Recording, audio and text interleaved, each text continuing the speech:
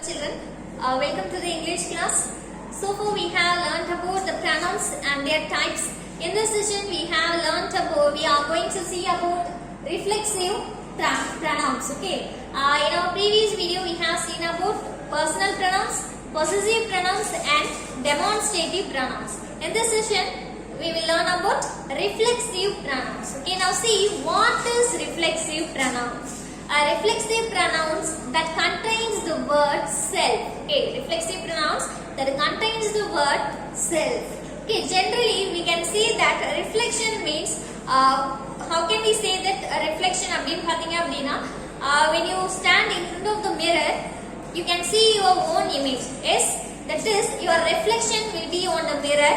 Likewise, in water also we have the reflection. Yes, if we stand at the pond. Okay, we stand at the pond. Near the pond means your image will be reflected on the water. இப்போ உன்னோட image பாத்தீங்க அப்படின்னா அந்த வாட்டர்ல reflect ஆகும். இப்போ மிரர்ல நிக்கிறோம் அப்படின்னா மிரர்ல ரிஃப்ளெக்ட் ஆகும். ஆனா நம்மளோட இமேஜஸே நமக்கு ரிஃப்ளெக்ட் ஆகுது. அதாவது எதிரொலிக்கு அப்படின்னு சொல்லுவோம் இல்லையா, அதையே தான் நம்ம கிராமர்லயும் பயன்படுத்துறோம். இப்போ இந்த இடத்துல எது ரிஃப்ளெக்சிவ் ப்ரொனவுன்ஸ் அப்படின்னு சொல்லுவோம்னா, அந்த ரிஃப்ளெக்சிவ் ப்ரொனவுன்ஸ் செல்ஃப் அப்படின்ற கூடிய வேர்டை நம்ம யூஸ் பண்ணுவோம்.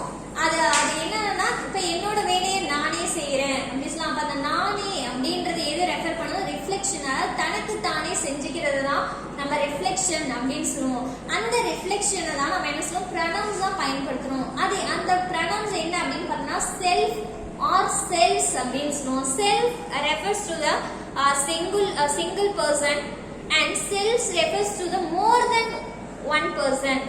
ஒரு பர்சன் மட்டும் இருந்தாங்க அப்படின்னு நம்ம என்ன யூஸ் பண்ணுவோம்? செல்ஃப் அப்படின்றது யூஸ் பண்ணுவோம்.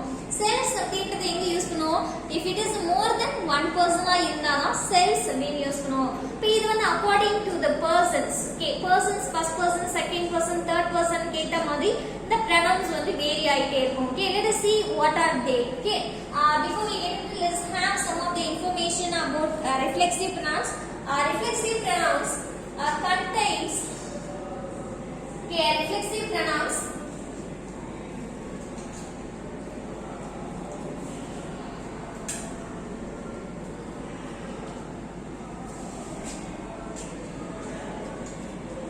reflexive pronouns contains the word reflexive pronouns contains the word self.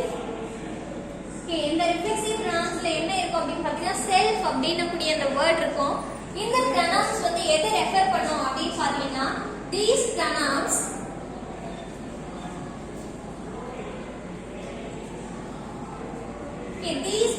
இந்த pronouns எல்லாமே பாத்தீங்க அப்படின்னா எதை ரெஃபர் பண்ணும் அப்படின்னா ஒரு சென்டென்ஸ் ஒரு சப்ஜெக்ட் ரெஃபர் பண்ணும். Okay, these pronouns are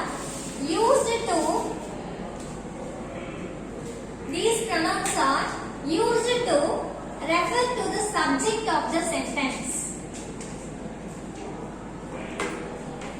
Used to refer to the subject of the sentence.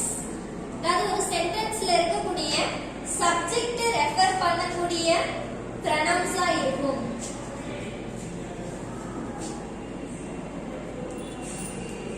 இப்போ இதுக்கு என்ன எக்ஸாம்பிள் சொல்லலாம் அப்படின்னு பாத்தீங்கன்னா, let us have some of the reflexive pronouns அப்படின்னு பாத்தீங்கன்னா myself, yourself, himself, herself, itself and themself அப்படின்னு சொல்லுவோம்.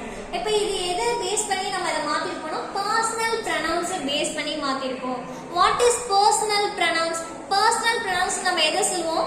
Personal pronouns replaces the nouns that stands for people or things. அதாவது ஒரு நவுனுக்கு பதிலா யூஸ் பண்ணக்கூடிய அந்த வேர்டை தான் நம்ம ப்ரொனவுன்ஸ் அப்படின்னு சொல்லுவோம்.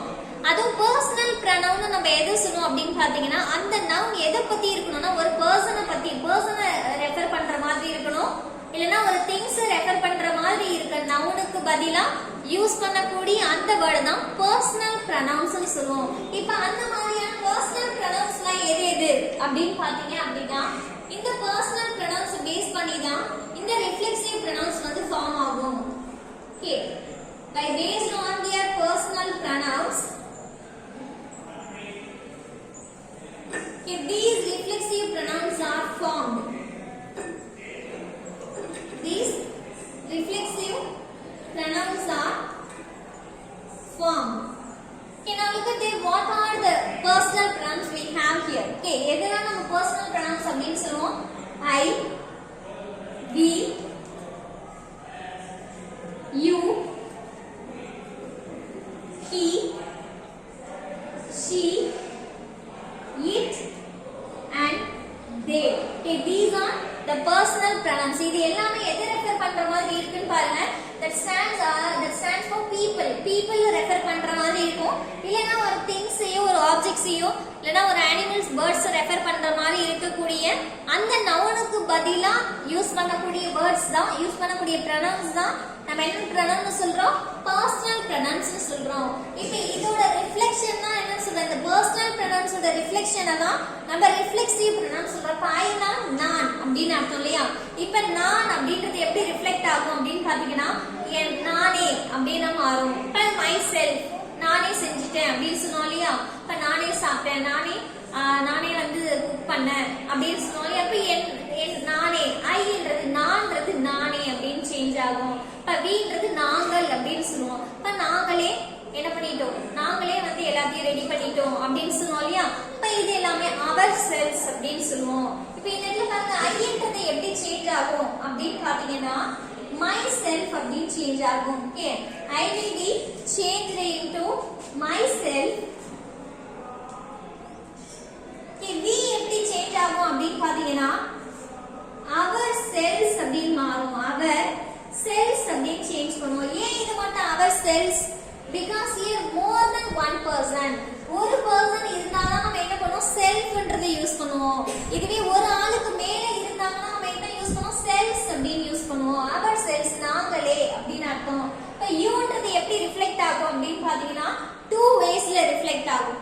சிங்குலரா இருந்தா yourself அப்படினு சொல்லுவோம். okay, yourself.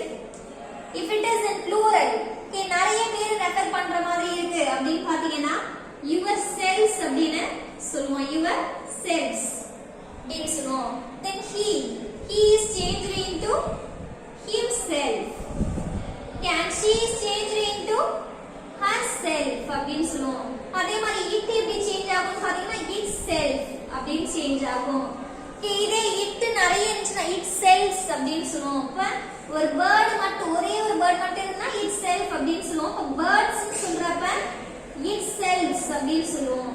இப்ப theyன்றது எப்படி மாறும் அப்படினு பாத்தீங்கன்னா themselves அப்படினு சேஞ்ச் பண்ணுவோம். themselves அப்படினு சேஞ்ச் ஆகும். ரிஃப்ளெக்ஷன்ல இப்படி மாறும். Okay, are you all clear with this? இப்போ இதுக்கு என்ன தமிழ்ல என்ன மீனிங் அப்படினு பாருங்க. இப்போ ஐனா நான், myself அப்படினா நானே அப்படினு அர்த்தம். ourselves அப்படினா நாங்களே அப்படினு அர்த்தம்.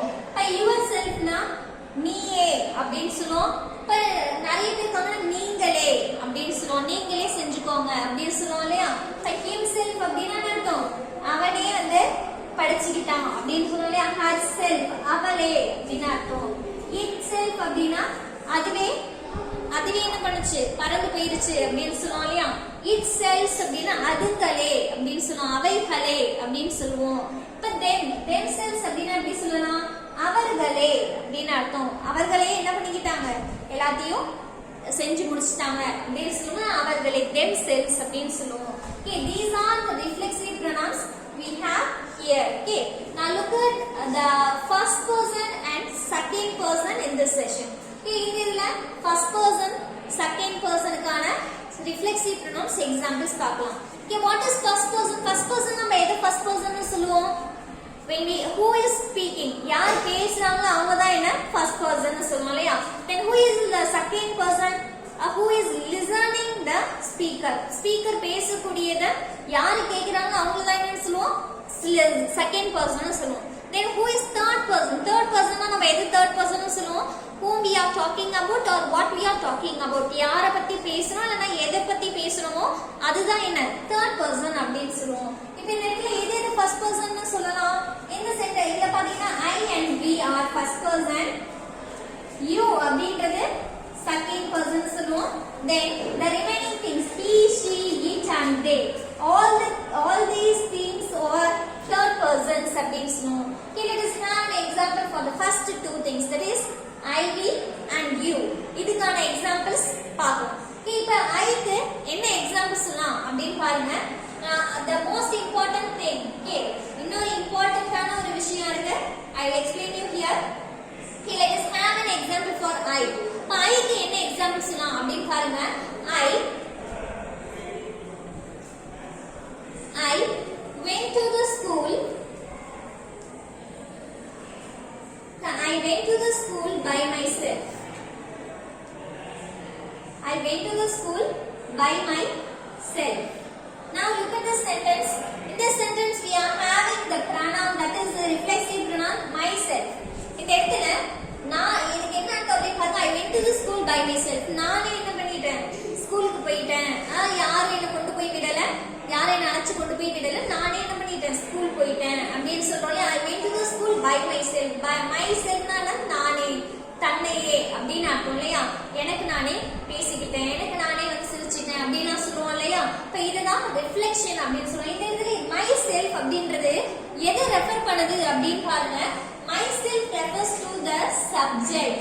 சப்ஜெக்ட் நம்ம எதை சொல்லுவோம், who does the action or whom we are talking about. யார் ஒரு செயலை செய்யறாங்க இல்ல யாரை பத்தி பேசுறோமோ அவங்கள தான் என்ன சொல்லுவோம், சப்ஜெக்ட் அப்படின்னு சொல்லுவோம். நமக்கு டெஃபினிஷன் கூட கொடுத்துருக்கோம் பாருங்க. இந்த pronouns எல்லாம் எதை ரெஃபர் பண்ணுது, it refers to the subject of the sentence. ஒரு சென்டென்ஸ்ல இருக்கக்கூடிய சப்ஜெக்ட் தான் என்ன பண்ணும், இந்த ரிஃப்ளெக்சிவ் pronouns வந்து என்ன பண்ணும், ரெஃபர் பண்ணும். இதுல என்ன பத்தி தான் நான் பேசுறேன் இல்லையா, நான் தான் என்ன பத்தி தான் நான் பேசுறேன். அப்ப இதுக்கு இதுதான் சப்ஜெக்ட். இந்த சப்ஜெக்ட்ட பத்தி தான் என்ன பண்ணும் இந்த pronoun, ரிஃப்ளெக்சிவ் pronouns ரெஃபர் பண்ணும். இத பத்தி தான் பேசும். மை செல்ஃப்ன்றது சப்ஜெக்ட்ட மீன் பண்ணும் இந்த இடத்துல. Okay, are you all clear with this thing? Let us have a second example. We. Okay, we னா என்ன அர்த்தம், நாங்கள் அப்படின்னு சொல்லுவோம். அப்ப இத வச்சு எப்படி சென்டென்ஸ் சொல்லலாம் அப்படின்னு பாருங்க. We will build our house. We will build our house by ourselves. Okay, we will build our house by ourselves. இங்க பாருங்க. In this sentence we are having the reflexive pronoun, that is ourselves. நாங்களே அப்படினா நாங்களே எங்களோட வீட்டை கட்டிப்போம். We will build, அதாவது இனிமே தான் கட்ட போறோம் இல்லையா, நாங்களே எங்களோட வீட்டை கட்டிப்போம் அப்படின்னு சொல்றோம். அப்ப நாங்களே அப்படினா நெட்ல ourselves அப்படின்றது நாங்களே அப்படின்னு சொல்றோம் இல்லையா. அப்ப நாங்களே அப்படின்றது யாரை ரெஃபர் பண்ணுது, சப்ஜெக்டான இந்த we ரெஃபர் பண்ணுது. நாங்க எங்களோட வீட்டை, நாங்க எங்களோட வீடு, அவர் ஹவுஸ் தான் எங்களுடைய வீடு அப்படின்னு நான் சொல்லியா, எங்களுடைய வீட்டை நாங்களே கட்டிப்போம் அப்படின்னு சொல்றோம், நாங்களே பில்ட் பண்ணிப்போம் அப்படின்னு சொல்றோம். அப்ப நாங்கள் இவங்க தான் என்ன பண்ண போறாங்க, ஆக்ஷனை செய்யறாங்க. இடத்துல இவங்களை பத்தி தான் நம்ம பேசுறோம் இல்லையா. அப்ப இவங்க தான் யாரு, சப்ஜெக்ட். இந்த ourselves அப்படின்றது எதை ரெஃபர் பண்ணுது, இந்த சப்ஜெக்டான we ரெஃபர் பண்ணுது. ஓகே, நான் கமிங் டு நெக்ஸ்ட் எக்ஸாம்பிள். யூன்றது என்ன, செகண்ட் பர்சன். கேக்குறவங்க என்ன சொல்லுவோம், செகண்ட் பர்சன் சொல்லுவோம். அப்ப நீங்க கேக்குறீங்களே, நீங்க தான் என்ன, second person. If you are one person means we can use yourself. நீயே என்ன பண்ணிக்கோ, படிச்சுக்கோ அப்படின்னு சொல்லுவோம் இல்லையா. நீயே வந்து செஞ்சுக்கோ, நீயே வந்து சாப்பிட்டுக்கோ அப்படின்னு சொல்லும் போது yourself அப்படின்னு சொல்லுவோம், ஒரு பர்சனா இருந்தா. இப்ப நீங்க நிறைய பேர் இருக்கீங்க அப்படின்னா நீங்களே அப்படின்னு அர்த்தம். யுவர் செல்ஸ் அப்படின்னு சொல்லுவோம், யுவர் செல்ஸ் அப்படின்னு சொல்லுவோம். we do not use self. இந்த இடத்துல self னு யூஸ் பண்ண கூடாது, செல்ஸ் அப்படின்னு யூஸ் பண்ணுவோம். Okay, now I have an example for the next thing, that is second person வச்சு அதுவும் ஒரு பர்சனா இருந்தா எப்படி எழுதலாம் அப்படின்னு பாருங்க.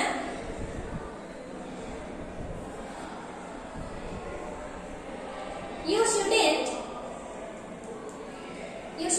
go there.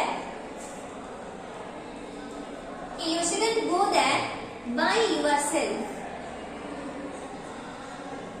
You shouldn't go there by yourself. அதாவது இதுக்கு என்ன அர்த்தம் அப்படின்னு பாருங்க. You shouldn't go there.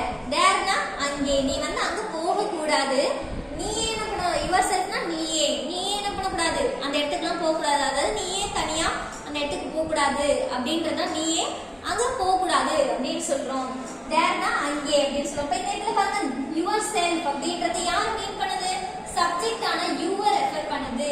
இந்த இடத்துல ஒரு பர்சனை பத்தி மட்டும் பேசுறோம், அதனால இந்த இடத்துல என்ன சொல்றோம், yourselfனு சிங்குலர்ல யூஸ் பண்ணிருக்கோம். இப்ப இதுவே நிறைய பேர் இருக்காங்க அப்படின்னா எப்படி சொல்லலாம், yourselves அப்படின்னு நம்ம சொல்லலாம். ஓகே, இப்ப இதுக்கு என்ன எக்ஸாம்பிள் சொல்லலாம், நிறைய பேர் இருக்காங்க எப்படி சொல்லலாம் அப்படின்னு பாருங்க.